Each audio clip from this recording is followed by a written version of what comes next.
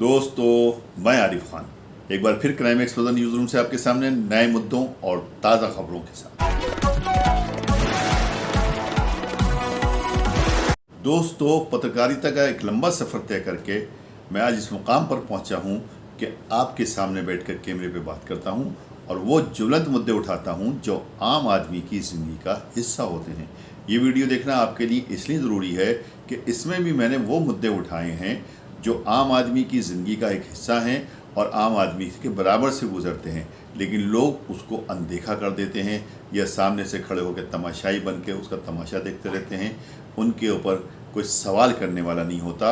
मैं जो अभी आपको बातें बताने जा रहा हूँ वो सच्चे सवालों पर आधारित है। पूरी वीडियो को देखिए बिना स्किप किए। हिंदुस्तान के हर शहर में अवैध कॉलोनियाँ, अवैध बस्तियाँ मौजूद हैं और उन पर बिल्डोज़र की कार्रवाई भी होती रहती है। ऐसी खबरें आती रहती हैं आपके सामने कि आज फ़लाँ जगह पर फ़लाँ बस्ती को तोड़ दिया गया, फ़लाँ जगह पर फ़लानी कॉलोनी को तोड़ दिया गया। इस वक्त लखनऊ में जो कुकरेल नदी के ऊपर बसा अकबर नगर है वो चर्चा में है। इस अकबर नगर में बने 1200 मकानों के ध्वस्त करने के आर्डर पुलिस को प्राप्त हुए जो माननीय न्यायालय ने दिए और पुलिस और प्रशासन ने ईमानदारी उस पर काम करते हुए 1200 मकानों को ध्वस्त कर दिया। 1200 मकानों का आप मतलब जानते हैं कि 1200 परिवार, बल्कि किसी मकान में 1200 से किसी मकान में एक से ज़्यादा भी परिवार रहते हैं तो 1200 से ज़्यादा भी परिवार हो सकते हैं। और इसके अलावा 300 झुग्गियाँ हैं वो अलग से हैं लगभग, जिसके अंदर 300 परिवार रहते होंगे। इन सब को लगातार 10 दिन मेहनत करने के बाद पुलिस ने, प्रशासन ने मिलकर उसको तोड़ दिया। कोर्ट के आदेशों का उन्होंने पूरा ईमानदारी के साथ में पालन किया। लोग चीखते रहे, चिल्लाते रहे और अपना सामान जो है बहुत बर्बाद होते देखते रहे, अपने घर और आशियाने बर्बाद होते देखते रहे, लेकिन उनकी चीख व चिल्लाहट और उनकी दर्द भरी सिसकियों और आहों को सुनने वाला कोई नहीं था। मजबूरी थी क्योंकि कोर्ट के आदेश थे और कोर्ट के आदेशों के आगे सब लोग मजबूर हो जाते हैं। प्रशासन और पुलिस के लोग भी मजबूर थे, उन्हें कोर्ट के आदेशों का पालन करना था, इसलिए उस कॉलोनी को ध्वस्त कर दिया गया। अब वहाँ खंडर है तो और एक तरह से जो ये कार्रवाई हुई है वो जायज़ है, क्योंकि जब अवैध कोई चीज़ होगी या अवैध जगह पर कोई चीज़ बनेगी तो उसका जायज़ ही बात है ध्वस्तीकरण तो होगा, एक ना एक दिन तो उसका होना ही है। लेकिन सवाल यह है कि जो बस्ती, जो कॉलोनी 50, 60, 70 साल तक पुरानी बस जाती है, बसी रहती है, उसको बसाने में कौन लोग जिम्मेदार होते हैं? भाई देखिए, आदमी को रहने के लिए जगह तो चाहिए, वो तो जगह मांगेगा ही मांगेगा वहाँ पर। लेकिन जब उस जगह के ऊपर वो ख़रीदने के लिए गया या उस पर उसने अपने मकान बनाने शुरू किए तो सवाल ये है कि संबंधित विभाग ने, जो संबंधित विभाग है उसने उसी वक्त उसको क्यों नहीं रोका? जैसे 50 साल पहले का कहते हैं अकबर नगर 60 साल पहले का बना हुआ है तब वहाँ पे, बल्कि किसी ने कहा 90 साल पहले का।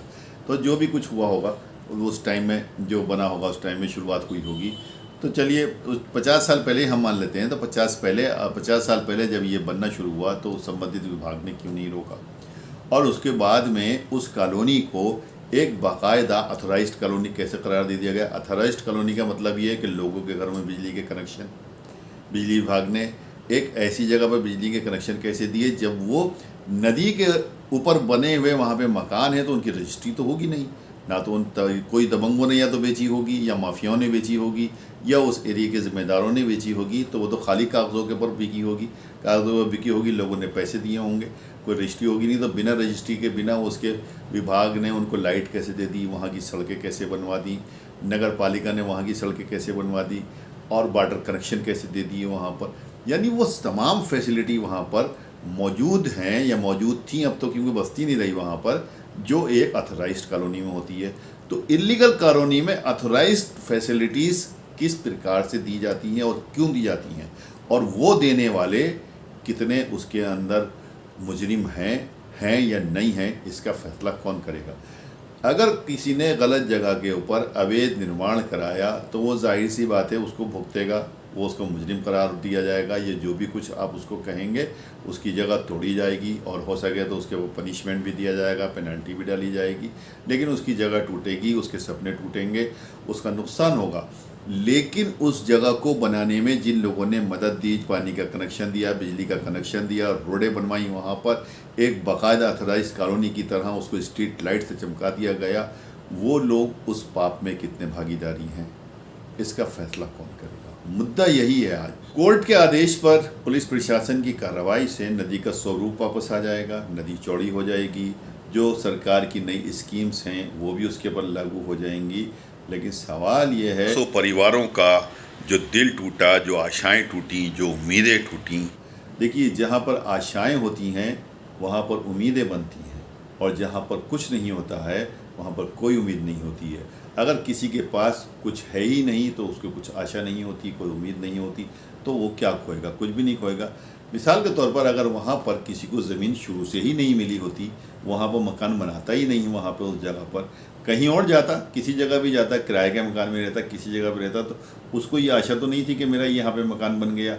लेकिन जिसने 50 साल पहले वहाँ पे मकान बना लिया और इस आशा के साथ वहाँ पर रहने लगा कि अब ये तो मकान मेरा है, उसके बच्चे, उसकी नस्लें जवान होने लगी, वहाँ पे उसने शादी करी, उसने अपने बच्चों को वहाँ पे ब्याह, अपने बच्चों को जवान किया, और फिर उसके बाद में उसके सामने उसका बुलडोज़र जब चला दिया गया तो उसका दिल क्या कहेगा? ये तमाम मुद्दे ऐसे हैं जो आम आदमी के जीवन से जुड़े हुए हैं, लेकिन इन मुद्दों पर बात करने वाला, सवाल करने वाला कोई नहीं होता। मैं फिर कहता हूँ कि अगर गलत जगह के ऊपर कोई आदमी गलत काम करेगा, अवैध कंस्ट्रक्शन करेगा, तो उसका जिम्मेदार वो खुद होगा। सरकार का फैसला या कोर्ट का फैसला जो होता है वो बिल्कुल सही है कि इस तरह से अगर सरकारी जगहों पर लोग कब्ज़ा करते रहेंगे तो उनका जो स्वरूप है वो बिगड़ जाएगा। लेकिन मेरे सवाल वही हैं कि ऐसी जगहों पर कब्ज़ा करने के लिए जो संबंधित विभाग हैं वो क्यों उनको कोऑपरेट करते हैं, और जब उन लोगों पर कार्रवाई होती है जो अवैध कब्ज़ा धारक होते हैं तो उन पर भी कार्रवाई क्यों नहीं होती जिन लोगों ने उनको वहाँ पर बसाने में मदद की है। उम्मीद है ये वीडियो पसंद आई होगी। अगर पसंद आई हो तो लाइक कीजिए, शेयर कीजिए और फॉरवर्ड कीजिए। नेक्स्ट वीडियो में इंशाल्लाह जल्द मुलाकात होगी। तब तक के लिए जय हिंद। निष्पक्ष और बेबाक खबरें सुनने के लिए crime exposure Rampur YouTube channel को सब्सक्राइब कीजिए, खबर को शेयर और फॉरवर्ड कीजिए, और अगर हो सके तो लाइक भी।